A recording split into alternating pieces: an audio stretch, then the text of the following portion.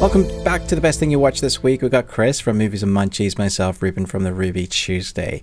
Every week we talk about the best things we watched or whether it's not so good in our audio podcast selection. And then we talk about a movie or film, something that we haven't spoken about before on this series. Whether it's new or old, we just get on it and something that we want to talk about. So in that section of the audio podcast, we also talk about entertainment news and what we're looking forward to in the coming week or weeks, depending on what's coming out in the entertainment zeitgeist. And following from that, we have a Patreon, which starts at just £1, but we have many tiers, and someone has joined the highest tier on the Nick Cage tier.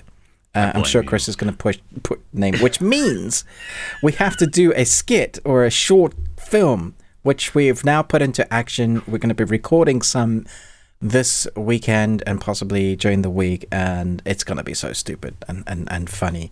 So thank you for that.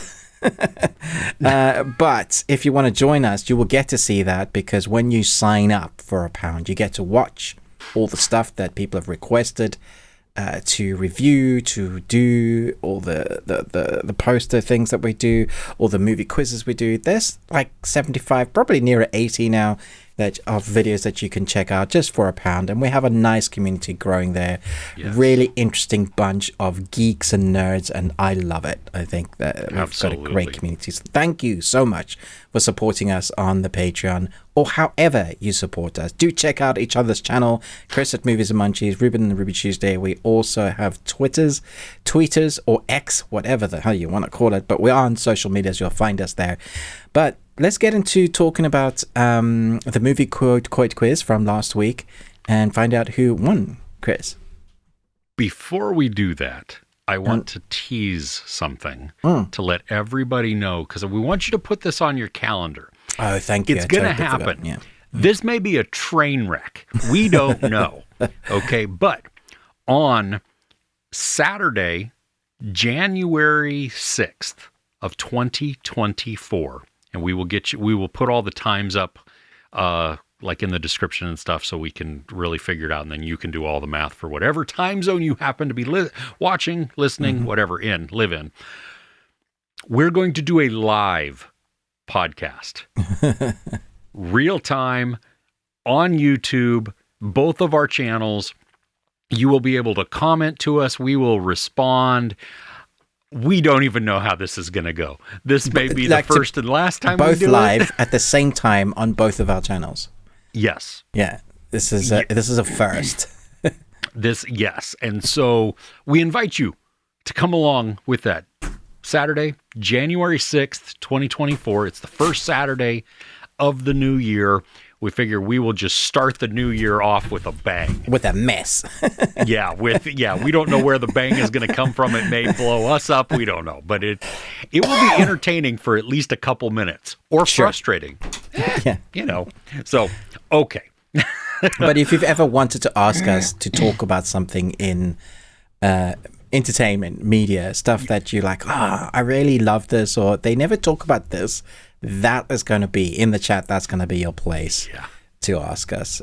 And, we will play it by the seat of our pants, because we'll talk about what we normally talk about. But as the questions and the comments come in, we will answer those. So, I'm looking forward to it. I hope that technology just doesn't kill us. But, it's going to be an interactive something. Yeah, it'll be something. That's for sure. It will be something.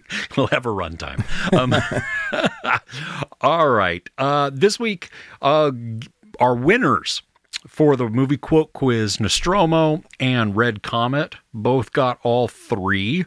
The answers: Atomic Blonde, Red Sparrow, and Kingsman: Secret Service. Wow.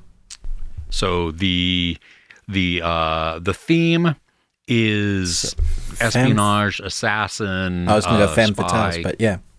Yeah, not because of Kingsman. Yeah. Close, but yes. If you've never read the books, Red Sparrow, I haven't seen the movie, but I've read the book, and the book was excellent. So the movie was interesting. Was it? I'm sure. Well, based on from the book, it had to be different. Okay.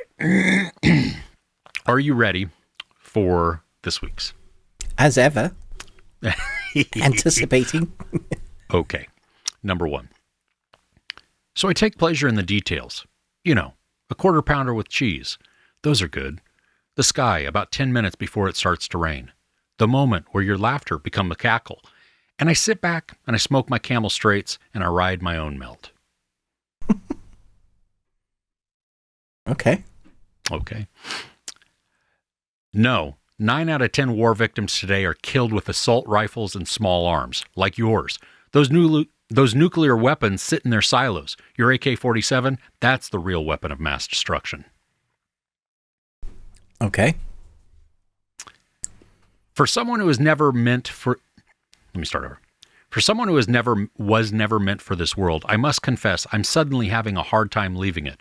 Of course, they say every atom in our bodies was once part of a star. Maybe I'm not leaving. Maybe I'm going home. Great quote. Do you know that one?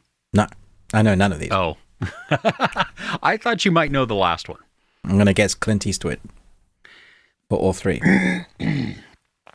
So let us know in the comments. I'm not going to confirm or deny Ruben's guess there. There is a theme to it. But yeah, just give a little space as always. We'll give you the shout out if you get all 3 of them. Ruben, do you have a question for us? Is Elon Musk a genius or a loon? Let me know in the comments. Loon. Absolute loon. I mean, at one point I thought maybe he was a brilliant businessman because he would buy companies and then put more money behind them, and some of them were successful or just make a lot of money. But then you watch him spend $44 billion on a platform and absolutely ruin it and drive it into the ground, and then tell his advertisers to F off. That strong move, especially after losing like Apple, Disney, Europe. The big advertisers. Yeah. Yeah, exactly. But he does have a company called The Boring Company, which sells flamethrowers. So. Really? Mm-hmm. To everybody? Anybody can buy a flamethrower? Well, he had... they sold out. Oh. Like, as soon as they went on sale, they went boom. And they were like new handheld, more compactable. Yeah. Oh, well, some people just want to watch the world burn. Yes. Exactly. All right, let us know in the comments. What do you think? A loon, genius, both? The loony genius. Genius loon. Yeah. What is your take on the Musk of a man? All right, let's jump into the best thing we watched this week. All right. I can't see if you're nodding. Oh, am I all pixelated and stopping for your thing? I'm just going to do this. And then make you... you moved from one side of the screen to the other side of the screen in like a second. Well, there you go. How about I go first? Okay. Go first? I'll go first. Go for it. Okay, so I'm going to talk about one just for a second because the embargo is not up, so I can't actually dive into it. Okay. But I saw The Color Purple this week. Mm-hmm. And I was blown away by it, honestly. Really? Have you seen the original? A long time ago. Okay. I was not looking forward to seeing this one, honestly. Because it's not only is it a musical, which is not why I was not looking forward to it, but the content is so dark and sad and just oppressive at times that I didn't know how it was going to do. We laughed and cried during this. I mean, it is like belly laugh. There are some moments in this that are just, they steal it. So there you go. Just know that when it's when it comes out, that's one that you're going to want to see. This is not on my list at all of things I want to watch. Yeah. I tell you, no, I didn't want to see it. I didn't think it was going to be. I mean, even seeing the trailer for it, I'm like, well, okay, that's great that you're doing a musical of a very dark subject, and just sad, Yeah. And they weave so much joy through it. It is Interesting. not. Oh, I'm glad. What I wasn't expected. expecting that. Yeah, I wasn't expecting that. Not what I. Yeah, no, I was like, wow, floored. So what's actually on your first? Leave the World Behind. This is a thriller on Netflix that I know you watched it also. Yeah, I watched it with my wife last night. Yeah. Yeah. For me, this is haunting. And it's so atmospheric. I love the feeling of we have this family on vacation, weird things supposedly happen, and then strangers are knocking on the door of this family who's vacationing. They've got an Airbnb. And you can't tell at the beginning whether or not the visitors are telling the truth, because there are just enough beats in here to make them unbelievable, but also believable. Right. There's a score in this that just, it's ominous. The camera movements are really patient. That some of them are very artsy, kind of, because, you have these long shots or these static shots where the camera looks off into like a field or a grove, of trees and everything. And you're like, what am I supposed to see here? Am I supposed to see anything? And it's also then combined with odd angles. And I'm not talking about like the Dutch angles where they just go just to try and make you off kilter. I mean, more often than not, they would start at a 90-degree angle. I was trying to remember where that was in the film. I was listening to your review, and both my wife and I looked at each other. Where was that in the movie? It did it a couple of times. There was one where in the middle of the film, Julia Roberts hands Ethan Hawke a glass of water. Right. And he's laying down, but that's not how you see it and so it just plays with you a little bit like that. I think excuse me, the performances in this just gripped me. Julia Roberts, I didn't like, which I'm not supposed to like her. Yeah, I don't think you're supposed to. Yeah. No, and which is great, because then we do get to see some character growth within her, and I like that she's not just a static character throughout. She does change, change better, worse, whatever, but she changes, and it's engrossing there. Mahershala Ali, brilliant. I mean, he's so soft spoken and just so calming, and he was like the voice of reason at times in this, like, well, let's just wait and see, or let's do this. But because you don't know if you can trust him or not, it's always on edge. And then Ethan Hawke. Now, the towards the very end, this is when he gripped me the most, because he has a scene with Kevin Bacon and Mahershala Ali, and it is frightening and extremely tense, and then raw. That just like soul-bearing almost. And I loved the vulnerability that he put into the character for that. For me, I think part of the reason why it's haunting, and I saw some things on Rotten Tomatoes, I read some people's reviews, and I watched a couple of videos that people had done after I had recorded my review, and some people don't like the ending. Some people feel that it was ambivalent or ambiguous. I don't think it was ambiguous. Is the right word. I don't think it was ambiguous either. It's very plain at what happens. I mean, it's spelled out for us. And for my wife and I, as we watched it, we were like, oh, this is like really close to home. I mean, as an American watching this movie, and as our country goes to crap, yeah, and some of the things that they talk about, you're like, holy geez, I hadn't even thought about that part of it. And you're like, wow, stop giving people ideas, So it was, I absolutely loved it. I mean, this was 5 out of 5 for me, because it was, I was freaked out and uncomfortable and just on edge. And half the time I didn't really understand why. There's just that aura and that atmosphere to it that was just unsettling to me and I loved what that did. Yeah. And then I loved that it didn't leave me with an ambiguous ending, that it gave me something, and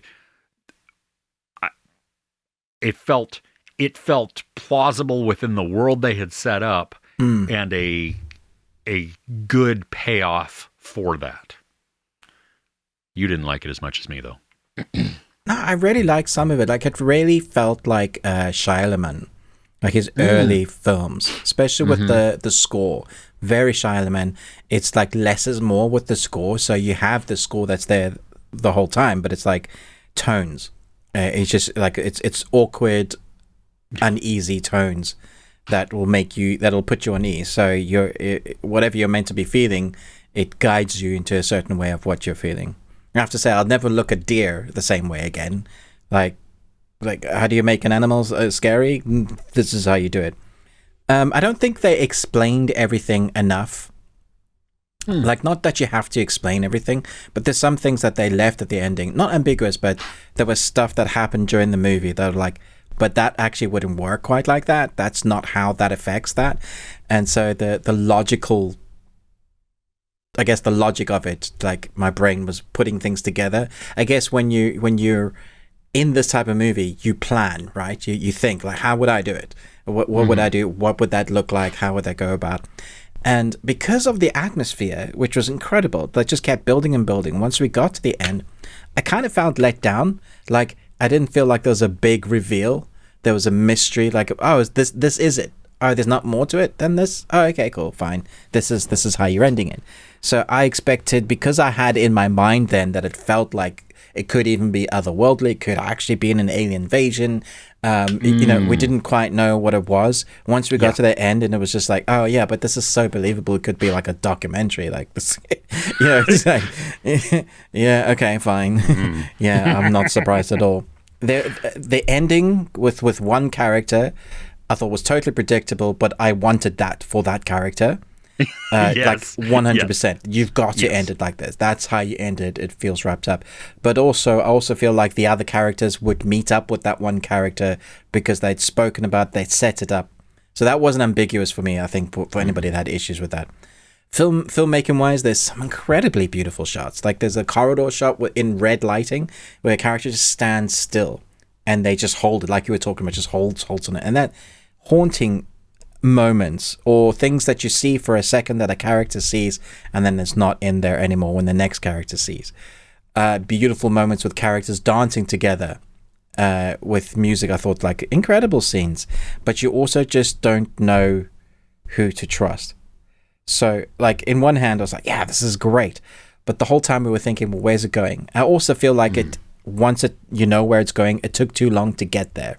So you're like, yeah, okay, we get it now. Like, tell us, reveal it. And then when we got to the reveal, I was like, no, be more than that. I could totally see, though, this would hit harder if you were living in the States. Like, this is way too real. Like, in the UK, we're not quite there yet, but we're getting there. Like, we're coming into that territory. But, like, I could totally see how this would be like, whoa, man, this is too much. Now, performance-wise, is great. Hated Julia Roberts' character for the most part. I was like, she is the worst. How are you even married to her? Like, seriously. And then you have the two that arrive.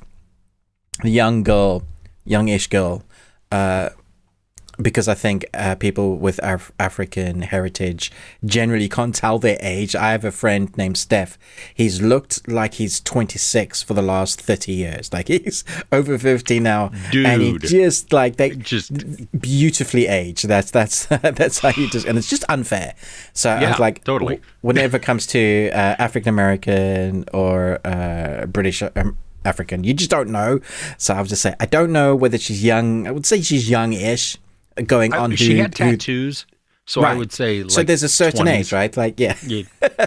So I didn't like her either. I thought, like, she was equally as awful as Julia Roberts' character for me. Like, I was like, yeah, I don't like the way you act, the way you react. Even if this is the thing that you're saying it is, the way you were acting towards those other people's that's pretty shit in itself. Like, where's the the human side of you people? Like, where's the good human side? Maybe that's what it was. It's like they were showcasing good and bad human sides, which is, probably more realistic as to how we would react. Especially when you put them in this situation. For sure. I think it's pretty accurate, like, with how there's a story that's very relatable to our current generation being so swept up in its technology that we've lost a bit about where mankind used to be gatherers and herders and hunters. And if you took all of that technology out of the world, how would that current generation be able to survive if they were thrust back into the hunter-gatherer world? And I thought that was it's an interesting discussion, because I think even without the apocalyptic nature of it, there is this generation and the younger generation that is losing a lot of that. Well, and for like me and you, Gen X, I mean, we're a feral generation, right? So, whatever. I'm going to go find a Twinkie and a box of macaroni and cheese. We'll hunt that way, yeah. I'm gonna start a little fire because, I've burned things down throughout my entire life. I'm okay if I don't see anybody. Whatever, we're good. It's fine. So, I have a box of Twinkies, man. Yeah, exactly. Dang it, they're ho-hos. All right, what's on your list? A PR company sent me 4K of Mission Impossible Dead Reckoning, which is part 1. I hadn't seen it since the cinema release. I know it's been out on digital for a while. I've been holding back because I was hoping I was going to get one of these. Kay, my partner, hadn't seen it, so I was interested to see how she reacts. She likes them, but she's not like, I've got to watch the next Mission Impossible movie. She's like, if I'm watching it, she'll watch it with me. And she likes a good action spy. She does like assassin movies. So this is a sort of assassin movie. There's definitely assassins in here. There are definitely assassins in there. It was interesting because at the time when I watched it, I thought it might be my favorite Mission movie. I don't think it is. I think I've downgraded it since watching it the second time. Like, the stunts are there, but the story is a bit weak. Like, it's been done a lot, especially what my feelings was, which everybody wants to be doing, is that part 1 and 2 really leaves it open-ended. And with the current state of the world, we never know when we're going to get these, between the strikes and COVIDs and new COVIDs pitching up. Actors dying in between. If you don't film your stories like Lord of the Rings does back to back, you really stand a chance of not being able to complete your story within the time to keep the audience that you have. And Maverick found a place, the Tom Cruise's other movie, it found a little place before we got the Barbenheimer stuff. But this film really got let down by the Barbenheimer movements, because I think it would have done much better. And I think people forgot, kind of like, it was there and then it was gone, because there was the next big entertainment sweetie to eat up. And so the stunts in this are incredible. There's a train scene that might be one of the best, if not the best, action scenes ever made. Like, it's phenomenal. And I was watching Kirsten's face, like, she was tense, like, and I was just like, they played up the motorcycle jump so much. That's fantastic. I love which they I do appreciate that. because the train scene is even more. Yeah. Like, so you didn't even know that part was going to be like that. And I'm like, oh, wow. Okay. So you whet our appetite with something spectacular and then just blew our minds after that. I'm very interested to see how they wrap up part 2, because the AI story has been done to death. We've had it so much. I'm tired of it. And if you're waiting, now it's because Tom Cruise has always been at the forefront of the storytelling, but because it's 2 parts, do you see what I'm saying? It might be old for the first time, and that's not how you want to finish a franchise off. because this is his last one. He won't be doing any more. Whether they jump onto the one of the other characters they've been talking about, maybe doing a spin-off. Unfortunately, my favorite character, I don't think will be able to do that.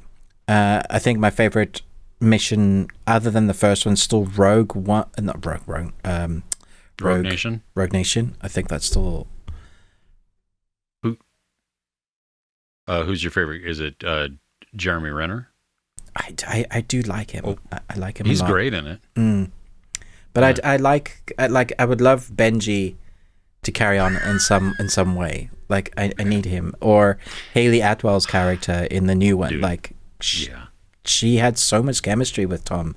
She was perfect. I really liked the story they were building for her. I cared more about their story than I cared about the actual arc. If that makes sense. Yes. Like I couldn't give two hoots about the MacGuffin. I care. I'm in it because I like the characters. And that scene where they switch seats in the car, as it's tumbling, is I don't know how, but its comedic timing is brilliant. Yeah. And even before that, when Tom Cruise is chasing her on the motorcycle, the looks that he has in his eyes are. I mean, I laughed out loud so many times because he's incredulous. He's like, it's one of the reasons we keep going back to watch Night and Day, because there's the same sort of comedic thing as this other fish out of water character introduced into an assassin world, and he's trying to like, look, you gotta be with me. Can you stop running away? It works really well. The other thing about physical media, well, a number of things, is that the company can't get rid of it suddenly on a platform, even though you might own it or have like paid for that subscription and get rid of it. So own physical media, which I think is another thing. Also, all the incredible special features. There's a commentary with Macquarie and the editor. Oh. Nice. For the whole film, and they talk about like their breakdown and just kind of have a like what fun they had and what was the hard bit. And for me, that's always really interesting coming from the people that were right there. And then there's all the stunts, special features, and that's really what you want to see. So give that a go. I enjoyed it. I love watching stuff that I haven't seen.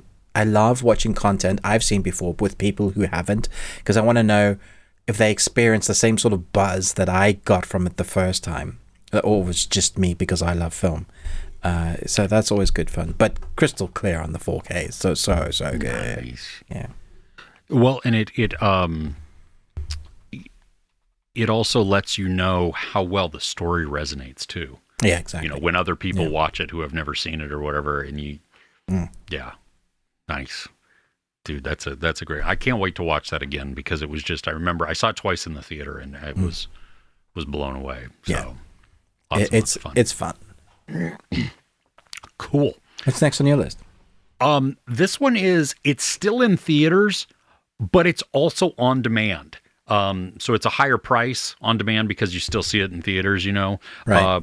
Still cheaper than seeing it in theaters, and more so, the thing that I like better is that most of my theater experiences lately, outside of press screenings, have been terrible. Yeah, people showing up, 10 minutes. Okay, so I don't know if it is in the UK the same amount of like trailers, but we have typically about 30 minutes of trailers before the movie. Yeah. People show up 15 minutes late to the movie. So they're 45 minutes late after the start time. The start, yeah.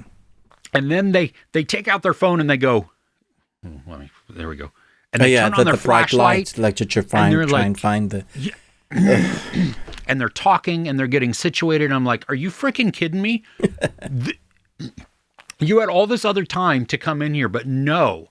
And so being able to control the environment, I think, and I think that's a detriment, actually, is what's going to actually hurt theaters in the long run more than anything, is because if they don't get the crowd control under control, and start enforcing like politeness and etiquette within there, you just don't go home and put your phones to sleep. Like if you're a doctor, but you don't need to be looking at your Facebook or whatever social media feed while you're watching the movie.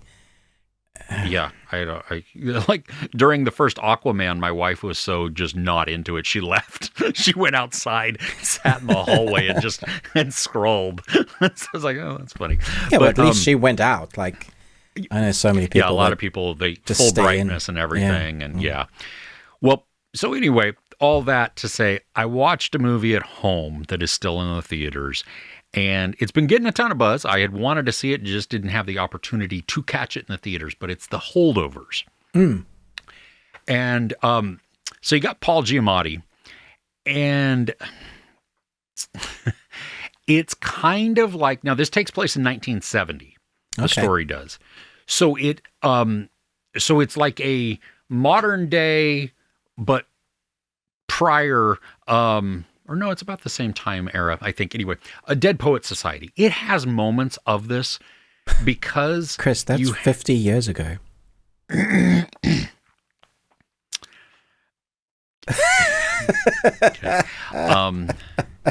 That's almost how old I am.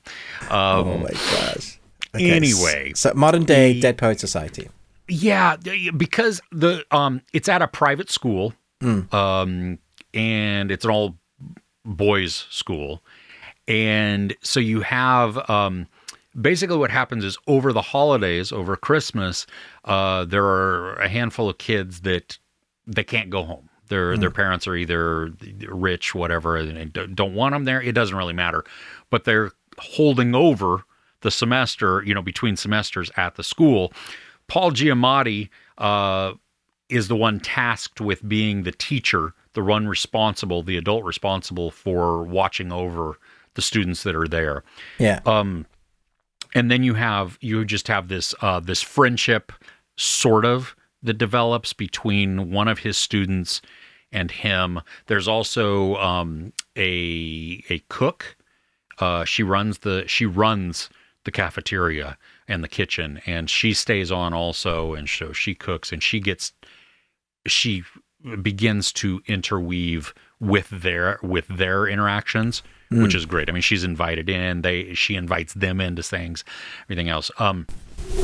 There's a moment, this is kind of it's not straight up comedy, and it's not straight up drama. There are sad moments in here, there are some gut punch moments, and then there are laugh out loud moments.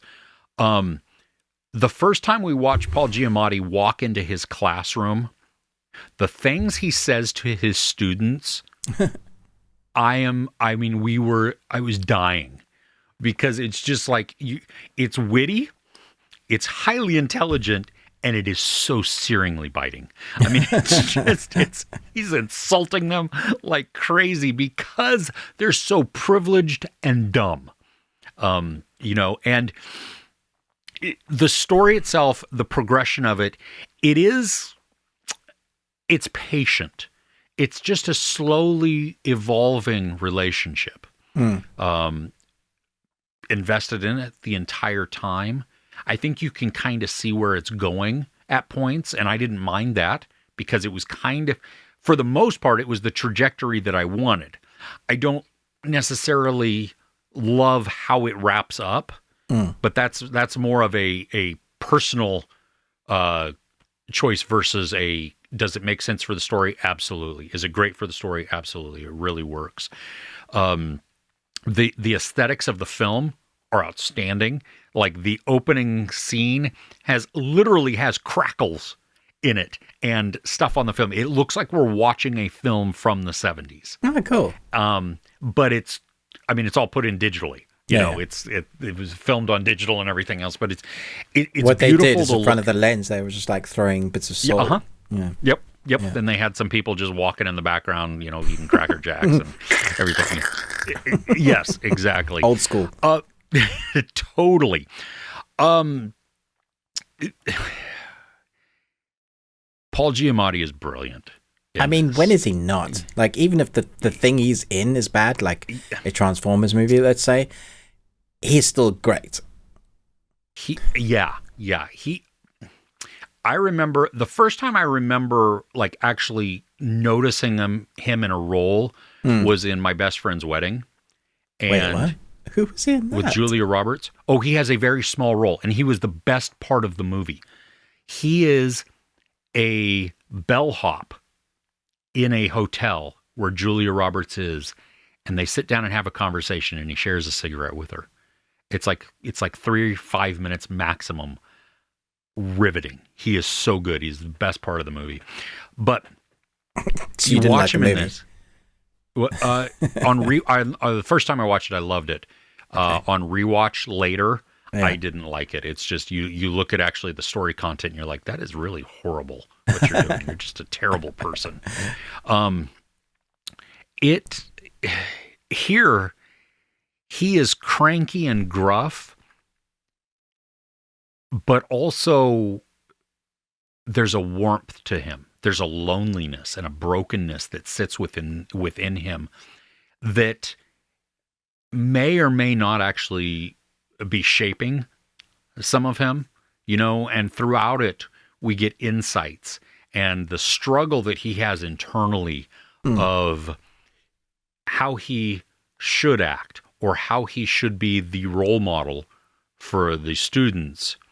But then also when situations arise, how does he deal with these, and does his true desires take over? Does his how we would all respond take over, or does he mask that? Or, so he's complex. And the guy that plays the student, the one that he really has, they have this contentious relationship, really. Dominic Sessa, this is his first film. He's only done stuff on I think regional theater, not even Broadway or anything like that. So this is his first, and he is they work well together. Okay. And then you have Divine Joy Randolph, who plays the kitchen lead, and she is tremendous as well. I mean, she's just she has a wonderful backstory that you look at and you can resonate with, or you can at least understand, where she's coming from and why, where her emotions come from, where her state of mind comes. And I really want to see this. I've heard nothing but mostly everybody that I've seen talk about this. Unfortunately, I'll have to wait until the 19th of January. Are you freaking kidding me? Nope. That's kind of like Godzilla -1, because you don't get that until next week or something Next like week, that? yeah. Several weeks after it's already. Yeah. This is ridiculous because this has been out. When did the Holdovers come out? Good Lord. It came out in the U.S. In November, I want to say. Yeah. November 10th.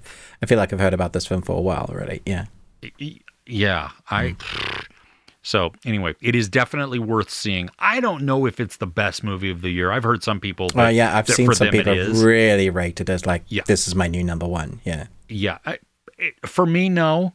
It is up there though. It's really good. And it's especially because the tone of it feels like it's just going to be depressing.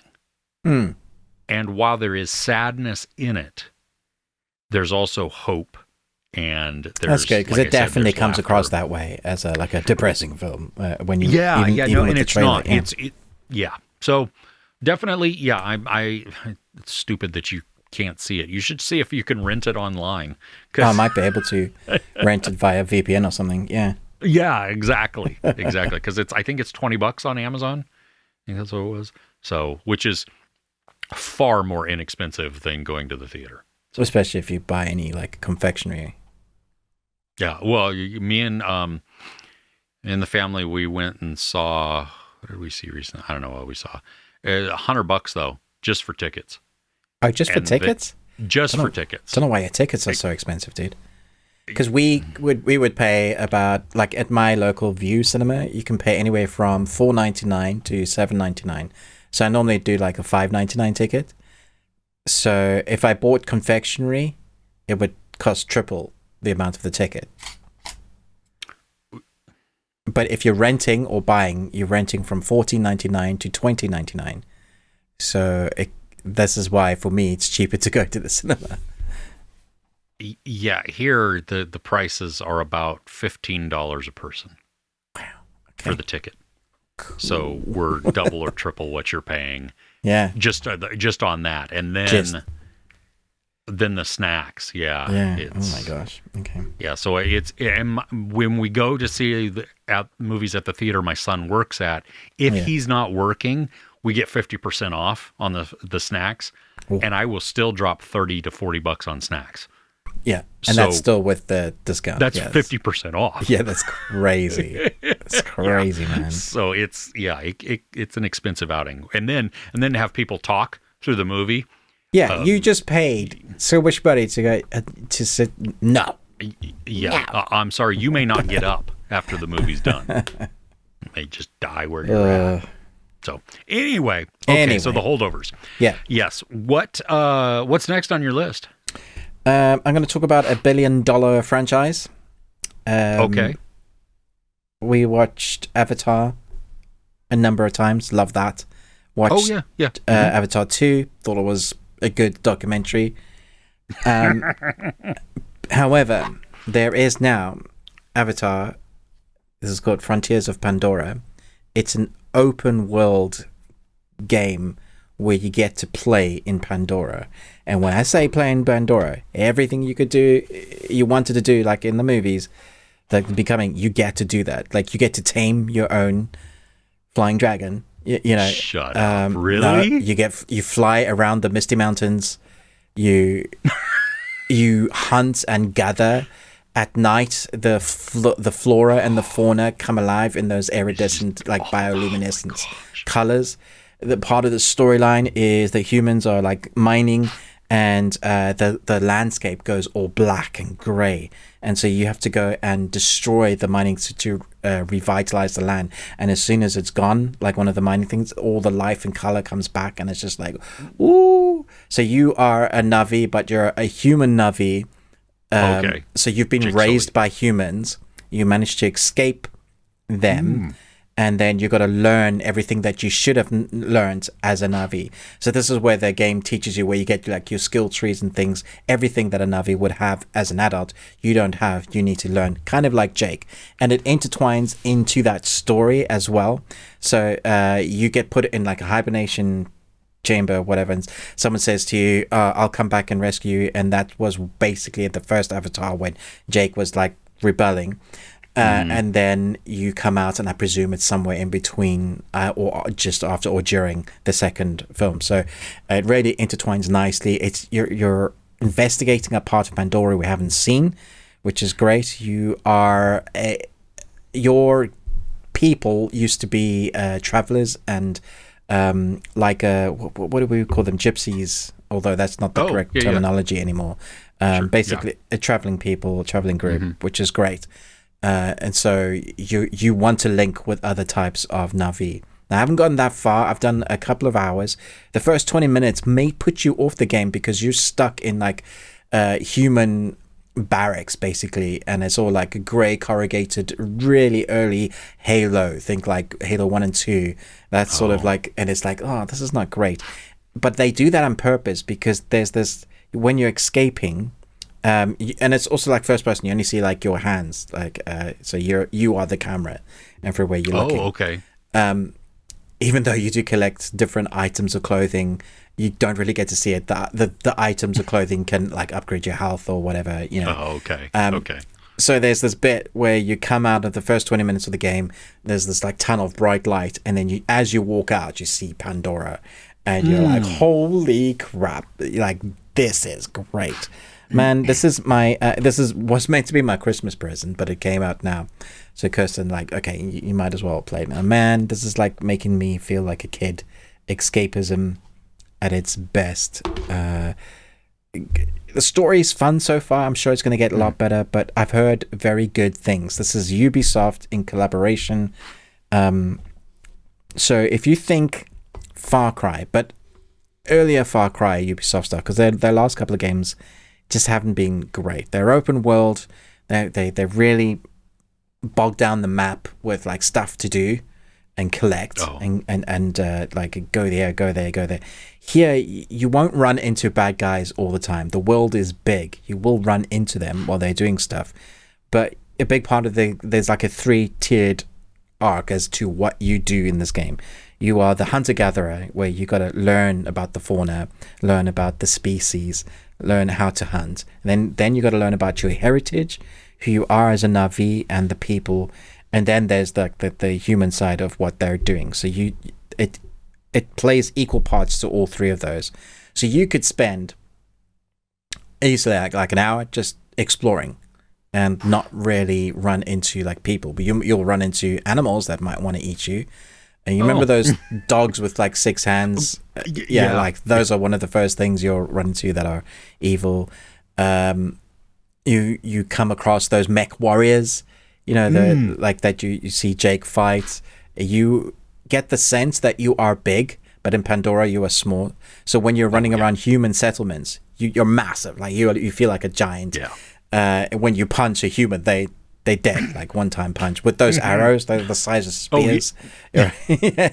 It's so good. Like a vibrant, fun, exactly what I wanted out of this game. I could do more games than films, I think, at this point, because I wasn't like blown away.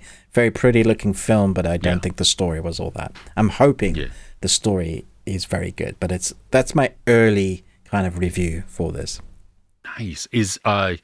Does it incorporate the score from the films in I haven't heard much of the score at the moment. Actually, I haven't paid attention much to that. I'll have to hear it. I mean, it's certainly, I'm still in the moments of where I'm going, look at that. Like things that they've incorporated, like the spinny little flower lizard thing. Yeah. All around. I'm climbing up large mushrooms that are like bright green to get up a mountain thing and connecting to plants to help me have my past memories come back as part of the Na'vi. All that, it's all very much included. A lot of fun. That's I can't awesome. wait till we finish here, because I'm going back. Gonna go play. Yeah. So is that cue for shut up? Shut up, Chris. We're done. Okay, we're done. Thanks for joining us. No. See you. Awesome. Right on. The last thing on my list, this is an older film, and I watched it after I had watched Leave the World Behind. I was just kind of in an Ethan Hawke mood, and I don't know why it popped into my head, but from 2016, Antoine Fuqua's The Magnificent Seven remake. Oh, wow. With Denzel Washington, Chris Pratt, Ethan Hawke, Vincent D'Onofrio, Manuel Garcia Rufo, Haley Bennett. It's such a cast, Lee Byung-hun. Yeah, oh my gosh, dude. Peter Sarsgaard is the bad guy. I mean, there's parts of it that I remembered because we saw this in the theater and I loved it. Own It, and it. I just the collection of characters I think is great because it plays out definitely like a Western, but then when we get to that final battle at the end, it struck me like if I asked you what is one of the greatest gunfights in cinema, what movie would you say? Heat. Exactly. That's the one that came to mind. This one, while not as abrupt and modern, Antoine Fuqua has taken that kind of same sensibility. The gunfight in this is so long. I mean, it is just, they don't stop. And there's the peril in there. And, you have some of the humor that's mixed in. There's a real threat and a real danger, and I like that. And I think this, and I know it is a remake. I mean, it's a remake of the whatever that one was, the other Western, but this is by the same name. Yes, and also it's also that was a remake of the Seven Samurai. So, I didn't realize it was a remake of Seven Samurai. That's because there's another movie or show that was that way too that I didn't realize, and then I was like, oh wait a minute, like it's not one that you would expect, and anyway, yeah, it's It's done so well. All of the characters, I mean, you get hero moments, you get just these funny parts where, the interactions are not what you think they might be. I really want to watch this again now. I watched it the first time when it came out at cinema, and I really enjoyed it. And I was one of those that like, should you be remaking this? I don't know, man. Yeah, just the whole cast. I mean, because like Vincent D'Onofrio doing that weird thing with his voice. So he's got this kind of high-pitched voice, and you're like, what? And, when they first see him, Chris Pratt's like, is that a bear wearing human clothes? Just, I had forgotten how much I enjoyed this. It had been quite a while since I had watched it. And so it was a good revisit. It's faster paced than most Westerns because it has more of a modern sensibility to it. Yeah. The ruthlessness in it is just... I think that's why it makes it... Because the story at the beginning is what makes you rooting for them. Yeah. Yeah. So, there you go. Nice. Okay. Yeah. I don't have any more, but I do have over 9,000. It's over 9,000! Over 9,000! Okay, so this was someone mentioned this anime. I knew of it, that it had started running on Crunchyroll, at least that's in the UK. I think it was Paul Nolan. He said, had you seen this? And I was like, no, I'll check it out. I'll put it on my list. And normally that kind of stuff gets bumped down because our list is ridiculous. But just I so saw it much again, stuff, yeah. and so I remembered, and I started watching it, and I was like, this is weird. It's funny. It's quirky. It's pervy. Kind of up my street. Under Ninja is a new anime. There's 10 episodes. And basically, it's in a world where ninja are around still, but it's like your modern day ninja. They don't necessarily wear ninja outfits. The outfits they wear are like hoodies that can turn themselves into like cloaking gadgets. Like they can cloak themselves, as in cloaking technology. They go invisible, and they're bulletproof. Like so, they wear like modern day outfits. But there's like 20,000 ninja in Japan, and 20,000 police officers, and 20 or more than something army, and they all kind of work in tangent within each other. They know of each other as long as they don't step on each other's toes too much. That is fine. Something happens, and there's a huge mission where everybody's being called. Everybody's being called to one town with one school, and so what you get is this weird amalgamation where the anime is introducing different ninja from different clans that are rival or together or haven't seen each other since they've been training. A lot of them don't even know each other because even when they're training, all they could see of each other with the hoodies and the masks that they're wearing are just the eyes. So like, I think I know you sort of thing. But they all get called into this one town. Nobody knows why. They know it's a big mission, but they don't know what's going on. We don't know what's going on. And so you have people and shop owners that for some reason are like an old lady. You think she's just a normal shop lady, but she'll pull out like a samurai sword. You'll have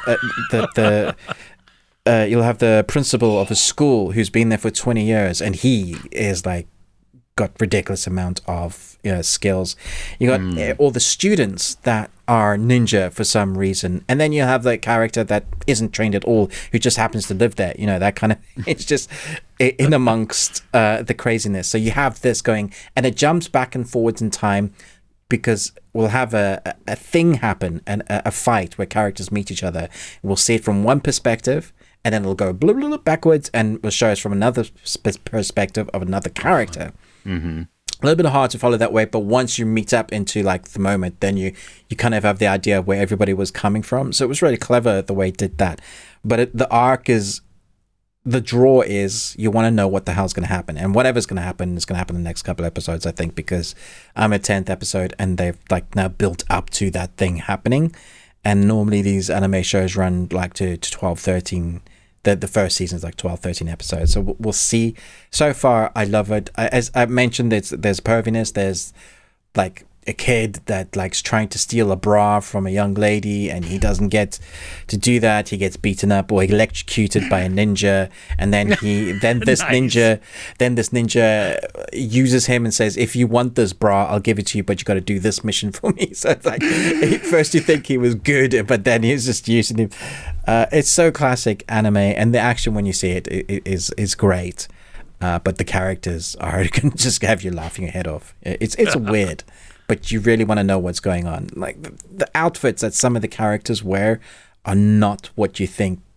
They're like, you think that character is one thing, but they're actually another thing. Really fun. Oh, wow. Well, is this like a weekly release, or does Crunchyroll have them all at once? No, yeah, it's been weekly. So it's been going for a few weeks. They just released episode 10. And I presume it will end soon. So now's a good time to start watching it, actually, because by the time you finish, you'll probably, if not like with it or ending with it. Yeah. Rock on. Yeah. So you chose a good time to start. I did. Yeah. So I don't have to wait too yeah. long for any more episodes. Yeah. Nice. That is all my anime. Okay. Well, thank you for joining us. We hope we have given you some things that maybe you want to watch. We hope we've been entertaining. Don't forget our live broadcast on January 6th, 2024. More details to come, times and everything like that. But we're looking forward to that. We have our Patreon. Starts at £1, patreon.com/thebeardedones. Link is in the description on the screen. Thank you for all of our patrons that do support us. We're having a blast there. It's a lot of fun. We just recorded probably one of the most difficult tier lists ever. Yeah. And so that will be coming soon, as well as some other movie reviews. Wherever you happen to be listening to podcasts, if you have never done so, if you could rate and review the podcast, that would be huge. Also, do all the YouTube-y stuff. Like, share, subscribe. Ruben with the Ruby Tuesday. Me, Chris, Movies and Munchies. Perfect. Yep, there you go. With that, hey, we will see you next week. Take care.